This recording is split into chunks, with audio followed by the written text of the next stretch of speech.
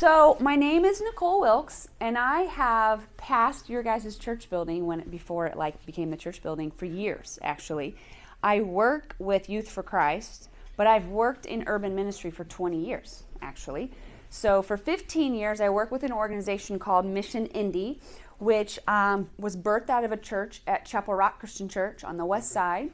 And actually, that's where I go to church, and my husband's the youth pastor there. We've been there for 20 years. And so I worked in this community in Irvington. I've painted houses in Irvington. The point of Mission Indy was basically it was an equipping ministry and do what looks like a mission trip in the Indy area and teach people how to love their neighbors. Well, almost 5 years ago, I switched to Youth for Christ. So if you guys were you here at church last week and Danny talked? Yeah. So I work with Danny every week. And he's awesome to work with. So the last 4.5 years I've worked with Youth for Christ and specifically with Parent Life. So what I do is I work with young moms and dads ages 11 to 19 years old and connecting them to adult mentors within a small group setting. So I specifically work here on the west side. So I work with George Washington High School. So I pass this place a lot. So I'm excited to be here with you guys and just to learn a little bit more about you guys. But I'm going to ask you where you're from, like geography, like location. Where do you live? And what would you hope to gain of our time together? But before I want to give you a little bit more about me. I actually am a country kid. I grew up west of Plainfield. So it's important to the story because I often say I'm trilingual culturally because I grew up in a farming community where everyone was white. And everyone votes Republican, and everyone looks pretty similarly. And good or bad. I'm not trying to go down the politics road, but so then I move to the west side of Indianapolis, where I have a 13 and 11-year-old, and my kids go to Ben Davis. Well, they will. Whew, they will go. Did you go to Ben Davis? Yes. Okay. So my daughter is at Chapel Hill, and my other daughter's at Roby. And so I would say that's a little bit more suburban, but becoming more urban. And then I work every day-ish in this community. So Hallville, Hawthorne, just the near west side. And so I often say I'm trilingual, and I want to tell you this story that's a real life story that happened to me a year ago. So I am, like I told you, country. I love the 4-H. I love the fair. Okay, so I used to show pigs, all right? This was my thing. My kids so here we are at the Hendricks County Fair. My kids are showing goats. And so in 4-H, everyone's wearing Carhartt and Wrangler, right? And boots. So I am there helping show goats. I leave there and I go pick up a girl from Heather Ridge Apartments that's over close to 34th Street and picking her up to take her to get a scholarship from Goodwill. And the entire way from her apartment to get her scholarship, we're talking about STDs. So I've gone from goats to STDs the whole time, and it was completely normal. We get the scholarship, and all the way back, we're talking about how she has an STD, her mom doesn't care. Her mom's like, oh yeah, I've had that before. Her mom's HIV positive. It was just a real normal conversation. Drop her off. I stop by Fresh Time, feeling a little bougie, get a snack, and go back out to the fairgrounds. So literally in a 6-hour time frame, I went from Carhartts and Wranglers to Jordans and flat-billed hats to Adidas, back to Wranglers and Carhartts, all in the same. And so that's a hard shift. And the reason I tell you that is because in the last 20 years, I've learned a few things on how does a country kid come alongside a young mom that looks differently than me, talks differently than me, has had hell on earth. And I come from a different background. I'm not saying I don't have struggles, but I've learned a few things, and I wanted to just kind of lay some foundation before we jump into an activity, because I learn hands-on, so that's what we're going to do, is hands-on. But I want to hear from you guys. Where are you from, and what do you hope to gain from? I'm phrasing this workshop is how do we love people that do not look like us or think like us? So that's where I'm coming at this. So I'm totally fine with pointing people out. So we're just going to start here and just come back to you, okay? Tell me your name, like real briefly, where do you live? Just so I have some context of what community looks like in your guys' space. So I'm Nick. I live in Greenfield. I actually spent most of my time here over here, on the west side. I just recently moved out there in the last 6 Yeah. to help with Irvington. Mm-hmm. What would be helpful to gain as we're talking about how do we love people in our community? I'm mostly called and probably going to be working with kids. Mm-hmm. So, and I sometimes have trouble putting myself Yeah. back in that space because I'm an adult now. I don't think like a kid. So I don't have those shenanigans anymore. No. Yeah. Yeah, that's good. Okay. My name is Brad. I live on the south side. I'm from rural Kentucky originally. Yeah. Where at in and Kentucky? Henderson, just south of Evansville. Okay. I went to college in Kentucky, so Appalachian, yeah. I went to Kentucky Christian University. Okay. I went to Yeah. Campbellsville University. Okay. Cool. And I just was interested in this. This is what I do for a living, basically. I run an apartment ministry in all over the state. Wow. So That's awesome. Yeah. Cool. All right. My name's Brian. I live just 2 blocks away from like Mass Ave, Uh-huh. right next to the Murat Theater downtown. Yep. And I'd probably say just the best way to how to get involved with youth, like high schoolers around this area. Just I relate a lot with them. Yeah. Grew up a church kid, but not in like a Christian home, and Yeah. not really a church kid. We just went there because my grandma was Yeah. working. So it's that relatability of like, what's the point of this, and like For sure. everybody acts funny and nobody acts real, kind of thing, and trying to Mm-hmm. break that barrier sooner than it got Yeah. broken for me. Yeah. Of like That's good. what it actually is to be a Christian and Yeah. stuff like that. That's good. My name is Matt. I am from a really small town up in northern Indiana called Middlebury, Okay. right by the Michigan border. So, yeah, it's just a very different feel to be down here in the city, and I kind of want to learn how to serve my community down here a Yeah. little bit better. Yeah. So it's really hard for me to put myself in that shoes because I Yeah. grew up in country, so very different. Yeah. Absolutely. situation. So Yeah. just Yeah. getting more used to being down here and how things work. Absolutely. And best ways to serve. So. That's good. Okay. All right. I'm Dustin. I'm from Vincennes, Indiana. Mm-hmm. I've lived in Indy for about closer to 4 years now. And I just want to be able to just use this to be able to just learn how to effectively just share the gospel with Yeah. people and just communicate this message of Christ dying and resurrecting and everything. Sure. So, Yeah. That's good. I'm Rachel. I am originally from a small town in northern Indiana, but I lived down here for 6 years now, and I live now in the Eagle Creek area. Yeah. And Where, Pike or Wayne Township? Pike. Pike. Okay. And then I won so I'm one of our children's ministers here. So kids are my thing, but then adults, I'm like, haha, Yeah. I don't know how to talk to you. Yeah. You creep me out. When. Yeah. But also I'm just so I guess that makes me being more of an introvert. I don't know how I don't super know how to love the adults well in my community or Yeah. those around me. Kind of where I am now, but aren't Okay. super tiny. So when I keep hearing the word community, which is one of my favorite words, let's define what your church means by community. What are some of the boundaries? Are we just saying Indianapolis? Are we saying just West Side? Are we saying Hawthorne, which is this community? When do you guys think community? What do you think? They're Christians in general. No, I'm literally saying what are the boundaries? Just so I'm kind of I understand. Because if we say all of Indianapolis, that includes North Side, East Side, South Side, West Side. And I know everyone's coming from different places, but when this local expression right here thinks of, I want to love my neighbor, love my community, what is that? Near West, which includes Hallville, Hawthorne, the We Care neighborhood, IUPUI students. Okay. And also, sorry, one more question. Is this mostly a commuter church, or is it part commuter, part neighborhood people? There's a few people that come from the neighborhood. Okay. But this is the neighborhood we're trying to reach right now. So when those few people come into this space, is it weird Yes. for them? Is everyone kind of like, oh, those are the neighborhood people? Be real.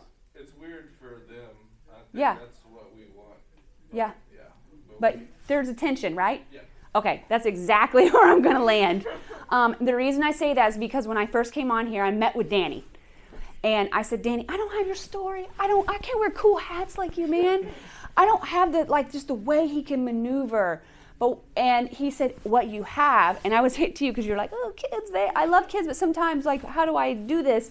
They want transparency. And so when we think about community, the way to come alongside people is just be authentic and real and transparent. And I don't need to be sad that you're from an Amish community. Like, I'm not like, oh, I don't have to be sad that, like, I'm a country kid that now works with kids that I don't understand totally at times. So here are the things. There are 4 things that I've kind of landed on the last 4 years, and they're pretty simple. Number 1, we have to know and believe that all people are image bearers of God. So, like, that's like simple, right? All people have been created in God, in the image of God. It's like, okay, but when we believe that, that means the Creator crafted each one of us, community folks and people that are commuting, all people. Therefore, all people have these beautiful gifts and abilities, even ones that don't even recognize it. So I'm thinking from the lens of parent life. So I've got like a 15-year-old mom that could care less about God, but wants to feel safe, so comes to parent life. And I'm trying to help her see and understand that she's created in the image of God, and she has these beautiful gifts and abilities. I'm breaking your stuff, sorry.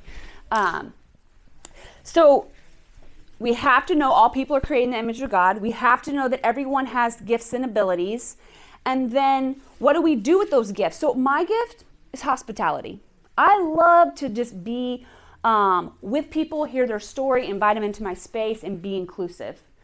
But if I don't do that out of love, so the third piece that I continue to learn is we have to love well. And to love well, I have to know you. So I could love you how this white girl from the country can love, but it won't be the whole story, right? So when I make time to get to know you, I would love you how you need to be loved, not just how I know how to love, right? So we're all image bearers. We all have gifts and abilities. Those are on purpose that God's given all of us. Some of us totally live into our giftedness, and some people are like, don't even have a clue that I have this giftedness. We need to use those gifts to love people well. And then the last piece is that God, this is theology, God is reconciling all things. So he's taking our giftedness, and we love our community because we believe the mission that we're on, church, is that God is reconciling all things. That means that school right across the street. It's crazy in there, okay? I'm not trying to be scary. It's tricky. There's brokenness. Ben Davis, where my kids are going to go. God's redeeming all things. That means where you live. That means your families. That means the families that are around here. That means for me, little mamas and little papas that I'm working with, that messed up sexual identity, trickiness, God's redeeming all things, okay? So to just kind of illustrate that point, that's the framework that we're going to have our conversation now. So I've done all the talking. We're going to talk together, okay? So who has the best penmanship? Everyone laughs. And I'm not going to just say the girl has to write. I'm not doing that junk. Whoever's videoing, I'm not doing that. Okay, you, flat-billed hat man, come over here. Yeah, I feel like you got some. No, it doesn't matter. It's going to be great. Okay, so here's what you're going to write. And you can write it all over the board. You don't have to be whatever you come up with. I trust your judgment. Okay, so I need you guys to answer. And when they start answering, you just start writing them down, okay? Thinking about the community that we set up, which is the near west side. That's what we agreed with, right? Answer this question. What do you feel or think when you think about the defined community? And do not be politically correct here. Small words. Yeah, spelling, don't even worry about it. It's not. The video's going to stay on me, not you. Just write them small. So then I'll just be honest. When I think about the near west side, I think poverty. Yep. What else do you guys think? Fatherlessness. Absolutely. Yep. What else? I mean, right across the street, we got some tricky schools. Danger. Danger. Drugs. Yep. Yeah, it's equal opportunity here. What you got? I guess what I would say is like diverse. Diverse? You got a lot of Hispanic people. And a lot of Absolutely. African American, Absolutely. That's true. and Yeah. also Caucasian. Yep. Mistrust. Yep. Vacant homes, like rental properties or apartments or houses that are boarded They've put up. the building together. They've either been through a fire Yep. or Yes. Half burned down. Half burned down homes, trash on the sidewalk, smells that are like, what is this when it rains? Which I'm pretty sure it's the sewers. I don't know. Okay. Yep. What else? What you got? Sometimes smells like tacos. Sometimes smells like sewage. You're right. You're not wrong. I just said the word that came to my head is lost. Just Lost. generally, Yeah. Loss. Yeah, I was gonna say brokenness. Brokenness. Okay? Absolutely. And we could keep going for sure, right? And these are real things. But if we only focus on these things, and we could keep going, what we end up doing, now you're going to switch gears here. What we end up doing is we make people projects. We make places something to fix. And so that's not the whole story. And so I went to school for social work. And in social work, you do needs-based assessments, and you're trying to find what's the need, and you connect the resource, which is helpful. But what about this idea? Let's flip the script a little bit. Because yes, there's trickiness, but there's also strengths. I think Brian. Image bearers. There's No, all right. There's no tip on that. Oh, really? kinda is. Oh, geez.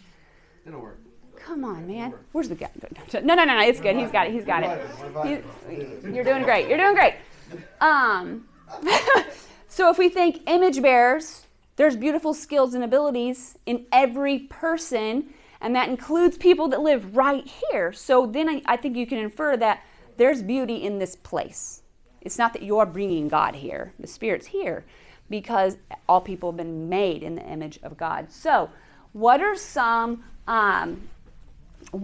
strengths? And you might be like, I don't know. I'm going to start. I'm going to say parks. Parks are an asset to a community. Yep, we could say parks are trashy, there's needles, there's trickiness, people are fighting. But right now, we are expecting it to be an asset.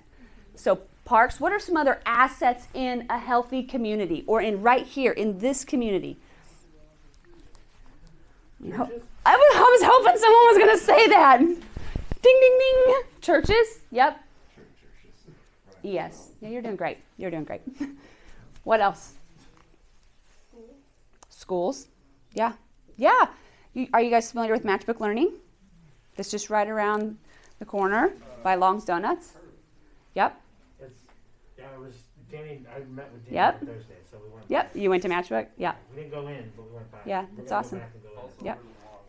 What'd you say? Long's? Now come on. Businesses. Business jobs. That's definitely an asset. You don't have jobs, then you got more of this lostness that you were talking about. What's this lunch place around the corner? Lunch place around the corner. That little sandwich shop that everybody goes to? Oh, Working Man's? Working Man's, right? Yeah, I don't want to say what I might say, but because I'm on camera. But I feel like you might be in the bathroom a lot if you go there. Just saying. Huh? Tacos. Tacos. That's an asset. For sure.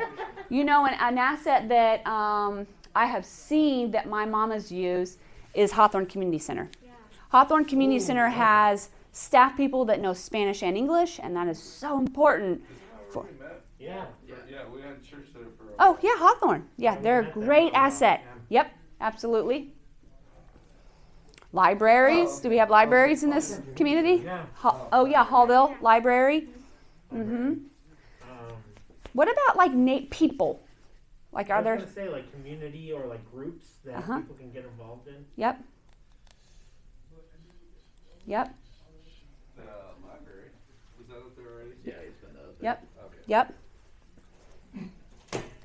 He just laughs. Same thing twice. The library. Yeah. Perfect. That's great. You did great. Oh, thank you. Good job. Thank you. So I feel like this is a more complete story.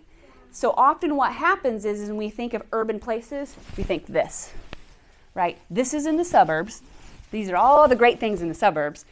Lord help the inner city. God love them, right? I mean, we might not say it out loud, but ends up what happens is that, and I am from the suburbs, so suburban folks, we have resources, and we're the givers.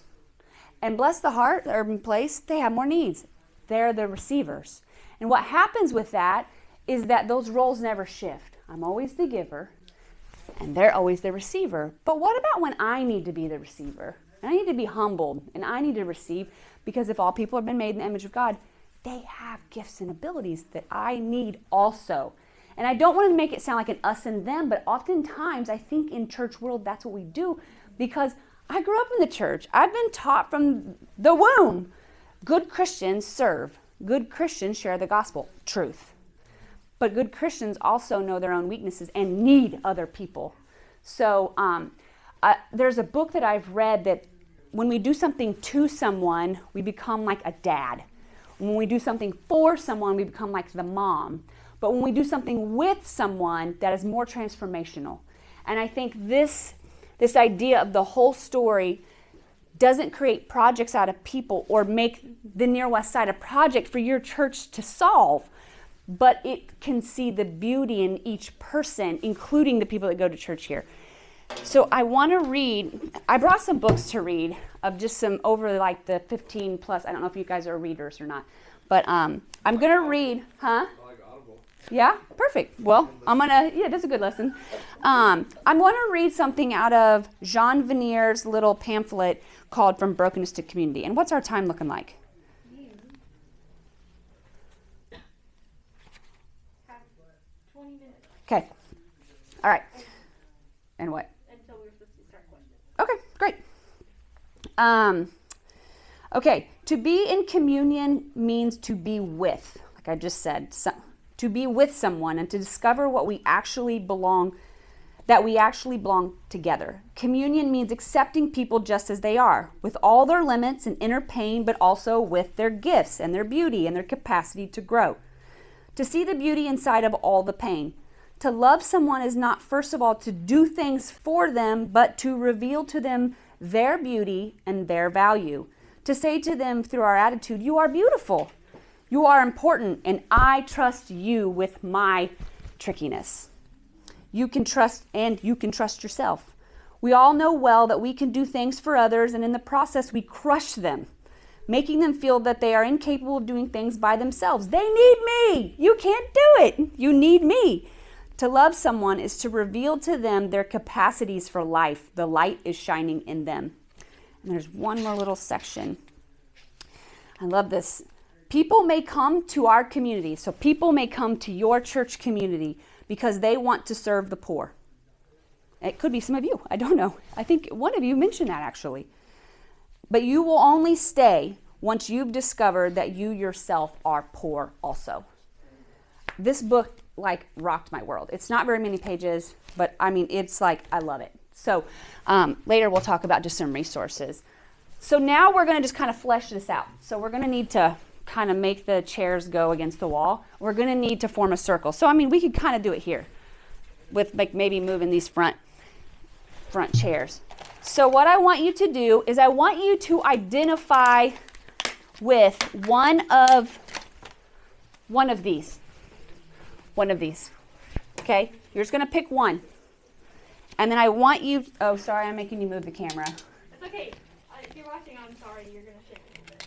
Yeah, sorry about that, peoples. So, here you go. I want you to take this name tag and I want you to identify with one of the strengths of this community. And if there's something else that's not on here, but you want to put it, you've thought about it later, then you could put it on there. When you think a healthy community, what would be something that you would need? But I don't want us to have like all school. Yeah. Everybody needs to have something different. Okay?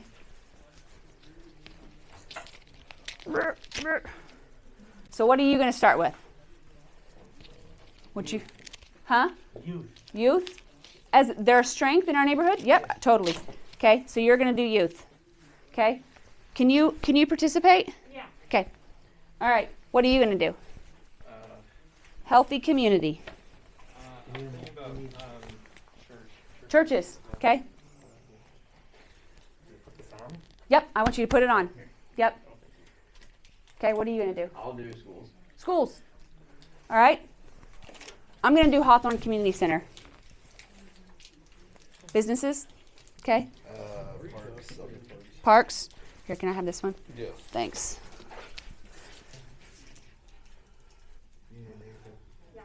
Oh, I got you one.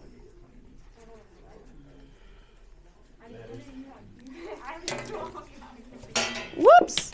All right. What would you like to identify with? Healthy community. What? So we have businesses, churches. I have community centers, business parks, schools. What about like just good neighbors? Yeah, I was gonna say, can I just say people? People, healthy people. Absolutely. You need people for a community. You do. It's true. You do. Oh, jeepers. Here we go. I know. I need this Depends on to. what kind of community it is. I need this to work and not be ridiculous. Yeah, I was just saying, Okay. So here's what we're gonna do. I told you I work with Parent Life, so I work with young moms. And there is a young mom right down the road that told me yesterday, this is for real, that she wants a church to go to. And I actually like got my feelers out to be like, maybe this is a place because it's literally right down the road. So, and her name is Jayla. So Jayla is a senior at George Washington, and she has a 9-month-old. And I'm going to represent Jayla, and for Jayla to come into your church community, for her to be healthy, she needs healthy people to see her and value her. Okay? So what I'm going to do is I'm going to toss you this. You're going to hold on to your part. I'm going to hold on to my part. Okay? Now, for people in this community to be healthy, who do they need to partner with? And then you're just going to keep doing that. And if you're like, I've already said people, but I really need people for, we can go a couple different times, people. I want to throw it to the school because she goes to the school. Yep, we need healthy schools. Yes. All right. What does the school need to be healthy? The school needs some healthy youth to be healthy. Here you go. Yeah, they do. Now, keep it tight. Hold it tight. Yep. Youth need parks to play in that are nice. Yes, and no fights and drugs and all the trickiness.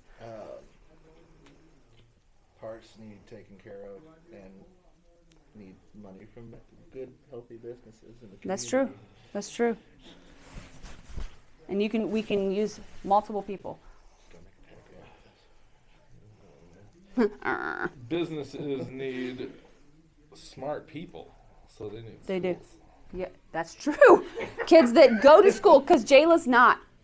Because Jayla has a baby and mom is working a lot, and so she's just, COVID happened and she's fallen between the cracks. So you're right. So I'm nervous for her. Make sure you hold on to it. Yep. Okay. Yep. And those smart people need true godly wisdom, so they need to be in a church. Absolutely. Absolutely. Pull the slack Yeah, up. make it tight. The church needs people who are obedient to God. Yes?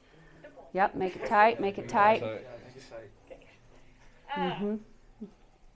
I'm gonna throw it back to you. Yeah. Yeah. Why do you need Hawthorne? Because the people need places to be with the other people Absolutely. that are outside of We need a space for their community to normal have. Yeah. space. Yeah, and for the teachers that are at Hawthorne, they need parks that aren't ridiculous and people are flying low like crazy people and going to run kids over and there's not needles in them. So we do need safe parks.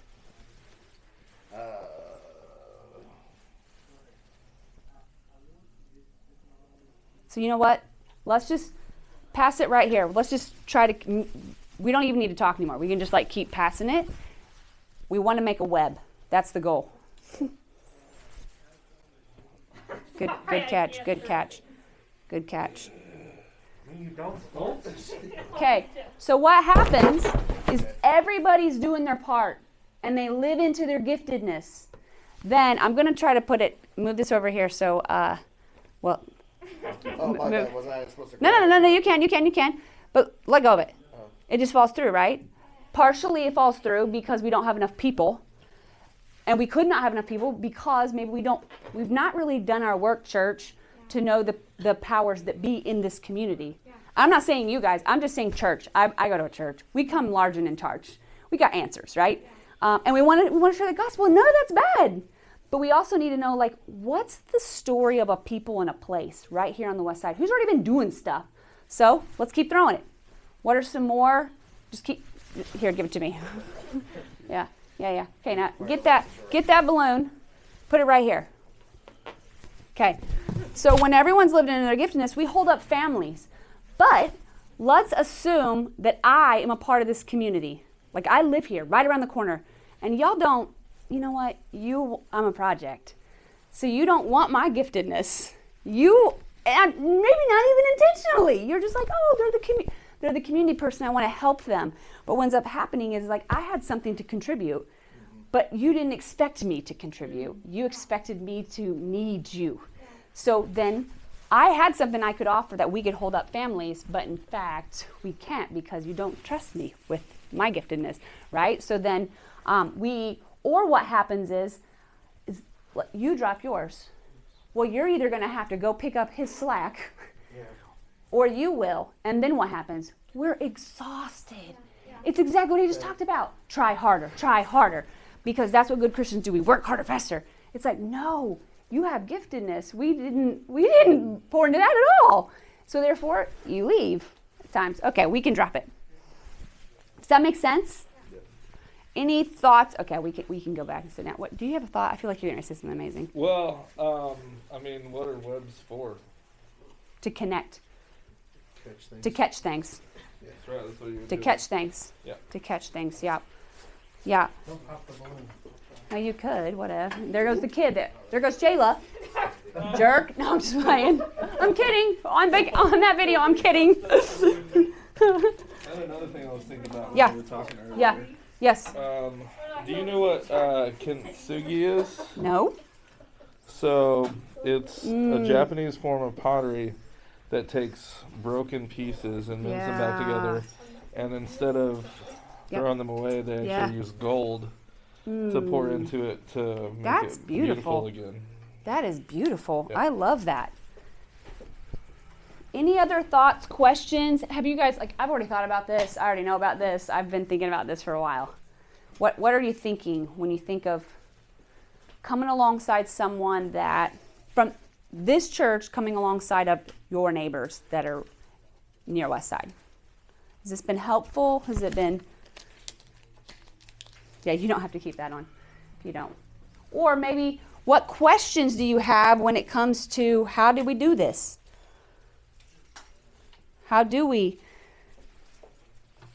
help? How do we love our neighbors?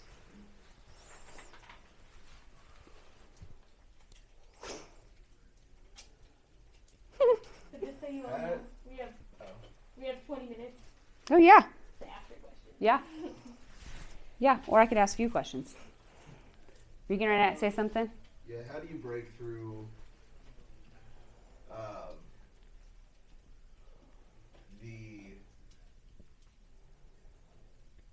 the awkward social barrier if you do not come from like a place like a area like this? Yep. Yep. But so how do you break through like the social differences and also the I don't know, like this, like how do you get them to take you seriously, or like even Have street cred? yeah? I was like, how I don't want to say street cred because that just sounds weird. But Yeah, like why would they listen to you? yeah, Yeah. like, Yeah. Can you just make sure you repeat the question so they can Yep. hear the answer? So the question is how, when we love people that don't look like us, why would they care? Why would they want to listen to us? We didn't want to say street cred, but how do they want to listen to us? I think for me, it has been trying to be a really good listener, and not a listener with answers that I'm going to be like peppering at them. And so this is a for real what just happened 2 weeks ago. I don't know, you guys may never ask me back, but I am meeting with a student. She's a senior at George Washington. She has 7 credits. 7. And I really hope this doesn't go out to the masses, this video here. I was meeting with her. She's sitting in my car, and we had been talking about her boyfriend the whole time, or her baby daddy. And she switches and says, my girlfriend. And I was like, girlfriend? Like, friend that's a girl or girlfriend? And she's like, oh yeah, my girlfriend. And I was like, oh, well, this is the first time I've ever met this girl. Like, we're hour 1. And in fact, I had been told by George Washington for an entire year that I needed to connect to her, and I could not get a hold of her for a whole year. Finally, hour 1, we're in my car. She says, my girlfriend, well, tell me about that. Well, when I was 13 and starting to, I said, want to have sex? And she's like, yeah. I mean, gosh, you didn't say it like that. I was like, well, that's what it was. And she's like, yeah, well, I wanted to have sex. I didn't want to have a baby. So I thought, well, I like girls because they won't get me pregnant. I was like, oh, so girls are birth control. Okay, that in of itself is just like, what? And no, I thought that in of itself was like, okay, that makes me a little sad. But no, we keep going. And she's like, but then I realized that girls, I'm just telling you how I went down. Girls, they have sex with strap-ons anyway, so it doesn't really matter. So I'm just going to have sex with dudes. Hour 1. I'm just like, I'm so thankful for a mask because I'm just like, oh. And then, no, we keep going. And she says, but I was kind of glad when I got pregnant because then my mom wouldn't think I'm as big of a dyke as I am. So, I mean, that was a lot, right? That was loaded. That's not my world. That is not what I want for my own children. I left there and wept because I was like, she's believing, just like in the Garden of Eden, she's believing a lie. Either she's never been told about like God's goodness for relationship, or she doesn't care. I'm going to do whatever the heck makes me feel good, which is okay. So what do I say? Because I feel this pressure, like I got to say, give her truth. So I said, I appreciate your honesty. And you have known me for an hour, and I'm sure that was kind of weird to say to a person you don't know. And I didn't say that was right or wrong. I said, I think what you desire is relationship. That is a basic human need. We all want relationship. Left it at that. Because I could tell she was like looking at something behind me, and I was like, is something going on? And she's like, oh, sometimes my neighbor comes out and starts shooting. And I was like, dear Lord, what is going on? So then the conversation boom, switches gears, okay? The next week, back in my car. And I remembered that conversation. And so then I brought back up about love. Like, what does love mean to you? To which she was like, I don't know. I don't know what love means. Okay, well, who's someone that loves you? I don't know. Okay, does your mom love you? Yeah, my mom loves me. Oh, yeah, my mom, she loves me. Love means you get stuff. People give you stuff. Okay. What about your baby? Oh yeah, my baby. I love my baby. So then I'm not playing. I'm driving down the road. She lives on East 38th Street, even though she goes to school here.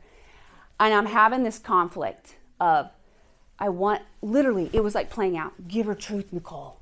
Give her truth. She's grabbing fruit that's like bad. But she might be like, listen, white woman, you are country white. You don't know my life. I'm telling the story, right? I mean, I'm literally back and forth, back and forth, back and forth. And we're headed to the dentist because a dentist did a botched job on her tooth. And I'm like, loving her well was taking her to the dentist and being her advocate. So here we are in the dentist off at like the parking lot. And I was like, the Lord was like, do it. Give her truth. She has told you some pretty crazy stuff and you didn't freak out, even though underneath my mask I was like, what? So I just open up 1 Corinthians 13 and we just start reading through what is love, literally sentence by sentence.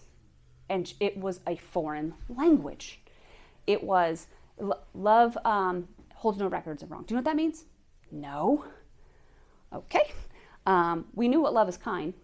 Love is patient. Love is not envious. Do you know what that word means? No. So literally sentence by sentence. But I think I tell you that story because the front work of it was she trusted me with some really weird, awkward conversation, and I didn't fling a Bible dart at her. Now, I was dying on the inside. And I left there sad and grieving. I was like, man, the kids, the student, we put youth up there, someone representing the youth, and lost. Like, they're all over the map with like what they believe. Not just youth, but parents too. And today, someone from my church delivered, she just moved right around the corner. She moved from 38th Street right around Maple Creek Apartments. And slowly, it's just like a little step. They're going to trust, they're going to open the door, and they're going to tell you something buck wild sometimes, and they're going to test you to see what you're going to do with it. Are you going to be shocked? You're going to be like, what? Yes, I was. Are you going to try to fling a Bible dart at them? And maybe it's totally appropriate. You got to listen to the Spirit. Or are you a safe enough person to trust with like the stuff that I don't know how to process? And what I'm finding is many kids, and COVID's made it even worse, not all, I'm not trying to paint a picture that all urban kids are this, but this is just kids, suburban kids too. They want to process this hard stuff, but everyone is so busy working harder that like our kids are like getting lost. And most of the kids that come to Parent Life say to me, I come because I'm lonely and my best friend is my baby.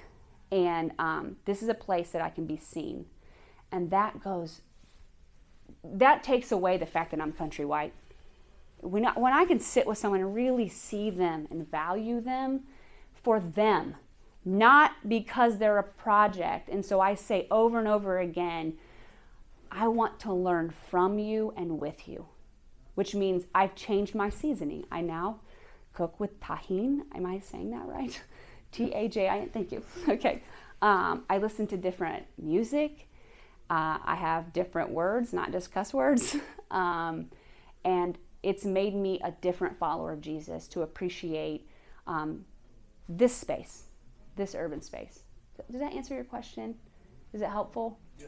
Yeah, to sit with people. And then just try to think about, like, when has someone made you feel like you want to talk to them more? It's typically when someone hears you, really hears you, and like does something with it. I've heard recently that empathy isn't just feeling with someone, but it's feeling with someone and trusting what they told you and engaging with it. And so sometimes they tell me stuff that is just like, oh my word, that was total lie. And that came from a place of you don't have identity. You're struggling with your identity, but still I'm going to take a step forward to be like, okay, where'd that come from? But then also I think it has to go both ways. Like, I have to trust them with my trickiness too. I don't just barf my whole life out at every student, but I will tell you that, like, I have told students before, like, man, I sucked it up today as a mom. I like dropped my kid off, not like literally today, but I dropped my kid off for school and I yelled at him all the way to school and they cried getting out of my car. It was terrible. It was a terrible mom day. Okay. I went back to school lunchtime before COVID and apologized. So I told them that. I felt like a crapper mom. But then what they said was like, wait, you really did that? You apologized to your kid? I was like, yes, because I was in the wrong. We have to see each other's weaknesses, not just like where our strengths are. And I think that's what breaks down walls and makes us all human. Like when you can share your vulnerability with someone, because I've never lost anyone to gun violence, but I've lost people. I've grieved people, like death of people, puts us in the same spot. It wasn't because of gun violence. Or, I've been jealous about something, or I've struggled with my identity. I've not fleshed it out the same way, but come to the common place of what was the basic need for it. Does that make sense? Yeah. Any other questions? That was a good question.